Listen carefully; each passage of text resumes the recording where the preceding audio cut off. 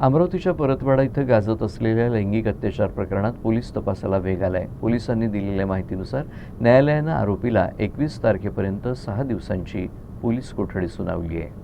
तपासादरम्यान आरोपीनं मोबाईलमधील महत्त्वाचा डेटा डिलीट केल्याचं उघड झालं। मात्र सायबर तज्ज्ञांच्या मदतीनं हा डेटा पुन्हा मिळवण्याची प्रक्रिया सुरू आहे। दरम्यान हा प्रकार गेल्या 1 वर्षांपासून सुरू असल्याची कबुली आरोपीनं दिली। धक्कादायक बाब म्हणजे पीडित मुली केवळ परतवाड्यातील नसून अमरावती, नागपूर आणि आसपासच्या भागातील असल्याचंही समोर आलं आहे। आतापर्यंत 7 पीडित मुलींचं नाव समोर आलं आहे। अद्याप कोणतेही पीडित किंवा त्यांच्या नातेवाईकांची अधिकृत तक्रार नोंदवली नसली तरी पोलिसांनी सर्वांना पुढे येण्याचं आवाहन केलं। त्यांची ओळख पूर्णपणे गोपनीय ठेवली जाईल असा विश्वासही पोलिसांनी दिला आहे।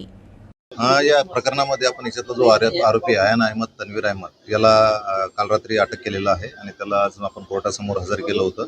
कोर्टाने त्याला 21 तारखेपर्यंत म्हणजे 7 दिवसाचा PCR दिलेला आहे। हा जो व्हिडिओ व्हायरल झालेले आहे त्यामधला तो मुलगा आहे, ज्याचे व्हिडिओ आहेत तो विक्टीम सोबत ज्यांचे व्हिडिओ आहेत तो हा मुलगा आहे। निश्चित अद्याप आपल्याला संख्या सांगता येणार नाही, कारण त्याचा आपण डिव्हाइस ताब्यात घेतलेला आहे।